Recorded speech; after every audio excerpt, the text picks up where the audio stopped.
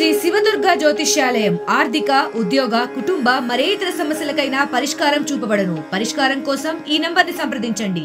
నిన్న గన్నవరంలో ఇష్యూ జరిగింది వైసీపీ టీడీపీ మధ్య. నిన్న గన్నవరం నుంచి విజయవాడ వస్తున్నటువంటి కడప టీడీపీ అభ్యర్థి రెడ్డప్ప మాధవిరెడ్డి మీద అక్కడ వైసీపీ అనుచరులు దాడి చేసే ప్రయత్నం చేశారు. దీనిపై మనతో మాట్లాడడానికి అసలు నిన్న ఏం జరిగిందో కనుక్కుందాం. మేడం, వాస్తవంగా నిన్న అసలు మీరు గన్నవరం నుంచి విజయవాడ వచ్చే క్రమంలో అక్కడ మీరు కావాలనే ఉద్దేశపూర్వకంగా ఆగారనేది వాళ్ళు చెప్తున్నారు. అసలు ఏం జరిగింది మేడం? నేను అసలు ఆగలేదు, కారు దిగలేదు. కారులో నుంచే సిద్ధం పోస్టర్ని ఫోటో తీసి సివిజిల్ యాప్లో వేయాలనుకున్నాను. నేను కారులో ఉండంగానే నేను ఫోటో తీయడంతోనే అక్కడికి మూడు షాపుల అవతల వంశీ గారి పార్టీ ఆఫీస్ ఉందంట. నాకు తెలీదు.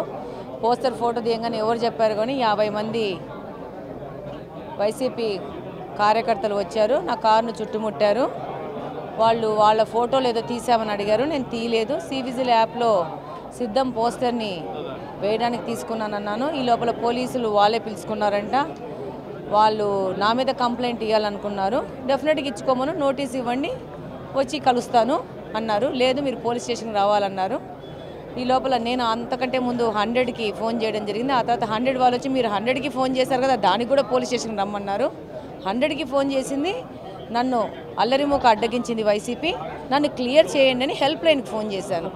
సో హెల్ప్ లైన్ వచ్చి నాకు హెల్ప్ చేయాలంతే.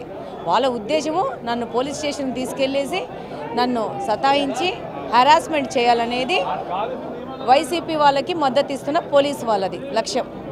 దాన్ని నేను ససేమిరా వద్దాను. నువ్వు కంప్లైంట్ పెట్టుకుంటే కంప్లైంట్ పెట్టుకో, ఏదన్నా పెట్టుకో.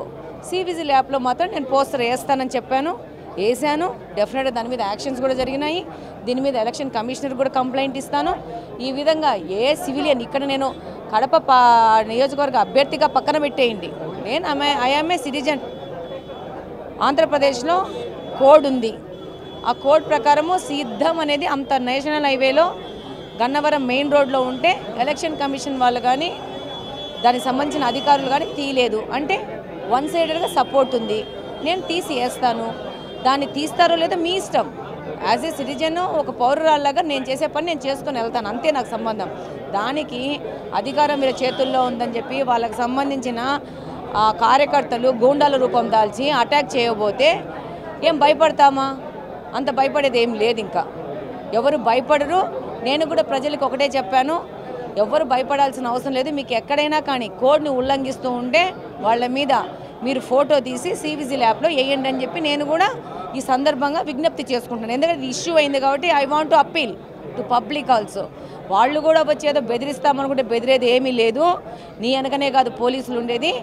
మొత్తం ఎలక్షన్ కోడ్ వచ్చినాక ప్రతి ఒక్క పౌరుడు వెనక పోలీసులు అదేవిధంగా పని చేయాలా, పని చేస్తారు. నాకు ఎలక్షన్ కమిషన్ మీద నమ్మకం ఉంది కాబట్టి అకార్డింగ్ టు లా నేను వ్యవస్థను నమ్ముతాను. వ్యవస్థ ఎలా మనల్ని నిర్దేశిస్తుందో ఆ విధంగా పోతాను. ఎలక్షన్ కోడ్ నాకు ఏ విధమైన రూల్స్ ఉన్నాయో అవతల వ్యక్తికి కూడా అలాగనే ఉన్నాయి. దానికి వాళ్ళు వచ్చేసి చేస్తే పోలీసులు వంతపడడం అనేది కరెక్ట్ కాదు. మేడం, కడప సంబంధించి కడప జిల్లా మీద ఫోకస్ అనేది ఎక్కువ ఉంటుంది తెలుగు రాష్ట్రాల్లో.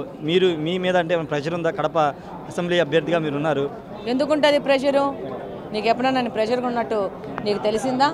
నేను సమస్యల మీద పోరాడుతూ వెళ్తున్నాను. నా కళ్ళ ముందు ఏ ఏ సమస్యలు వస్తాయో అక్కడ లోకల్లో ఉన్న ఎమ్మెల్యే గారు ఏమేమి అవినీతి కార్యక్రమాలు చేశారో వాటిని నేను రిప్రజెంట్ చేస్తూ పోతాను, అంతే. యాజ్ ఏ ప్రతిపక్షంగా నాకున్న డ్యూటీ అది నేను చేస్తూ పోతాను. దానికి నేను ప్రెషర్ తీసుకోవట్లా. ప్రజాపక్షంలో ఇప్పుడు అధికార పక్షంలో వాళ్ళు ఉన్నారు, ప్రెషర్ తీసుకుంటున్నారు. వాళ్ళు ఎలా ట్రోల్ చేస్తున్నారో చూస్తున్నారు. బట్ దేనికేమైతే పెద్ద భయపడేది ఏం లేదు. నేను ఆల్రెడీ చెప్పినా, నేను వైసీపీ ఒక సోషల్ మీడియాలో కాలకేయాలని సోషల్ మీడియా పెట్టుకొని ట్రోల్ చేయడం తప్పితే వాళ్ళకి ఏమీ చేత కాదు. అవినీతి చేయడం సోషల్ మీడియాలో మహిళలు పద్ధతి లేకుండా వాళ్ళు ట్రోల్ చేయడం వాళ్ళకి అలవాటు. చేసుకోవచ్చు, వాళ్ళకి చేత అయింది, వాళ్ళు చేసుకుంటారు. వాళ్ళు ఆడవాళ్ళని ఎలా మాట్లాడుతున్నారు అనేది వాళ్ళే ప్రూవ్ చేసుకుంటున్నారు. ఎమ్మెల్యేగా ప్రజాప్రలంతో ఎదిగిన వ్యక్తి ఏ విధంగా బిహేవ్ చేయకూడదో వాళ్ళు ఒక ఎగ్జాంపుల్ లాగా చూపించుకుంటున్నారు. ఇట్స్ ఓకే, ఇట్స్ వాళ్ళ ఇష్యూ, అది వాళ్ళ ఇష్యూ, నేనేం చేయలేదని. బట్ నేను ప్రజల పక్షాన ప్రజలు వాళ్ళు చేస్తున్న అవినీతిని తీసుకెళ్ళిపోతాను. ఈరోజు కడపలో నీటి ఎద్దడి ఎలా ఉందంటే 5-6 రోజులైనా నీళ్లు రాని పరిస్థితి ఉంది. దాని గురించి ఏ అధికారంలోకి ఉన్న వాళ్ళు ప్రజాప్రతినిధులు ప్రతిస్పందించట్లేదు.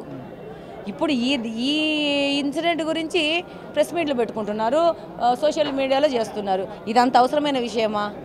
ఇది ఒక సివిలియన్గా నేను చేస్తున్న చిన్న అప్పీల్ అంతే. ఎలక్షన్ కమిషన్కి. మీకు ప్రజాప్రతినిధులుగా మీకు చేతనైతే మీరు ప్రజాసేవ చేయాలనుకుంటే కడపలో రంజాన్ మాసంలో 7-8 రోజులకు కూడా నీళ్లు రాని పరిస్థితిలో ఉంది. దాని గురించి మీరు మాట్లాడండి. చేతనైతే కడప నగరానికి మంచినీళ్ళు ఇవ్వండి, ఇవి చూపించండి.